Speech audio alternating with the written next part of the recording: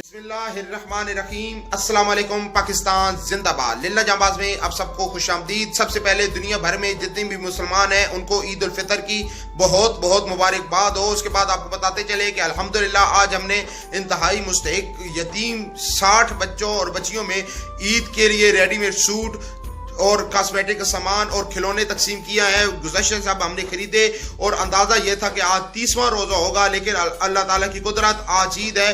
آج سارا دن ہم نے ان بچوں اور بچیوں میں تقسیم کیے ہیں، اور اس کے علاوہ جو ہمارے پاس فطرانے کی اماؤنٹ جمع ہوئی پڑی تھی وہ مساکین اور غرباء میں تقسیم کی ہے، تاکہ ان کی عید کی خوشی دوبالا ہو جائے۔ اور آپ کی حقیقی عید اس وقت ہی ہوتی ہے جب آپ کسی غریب اور مسکین کی مدد کرتے ہیں۔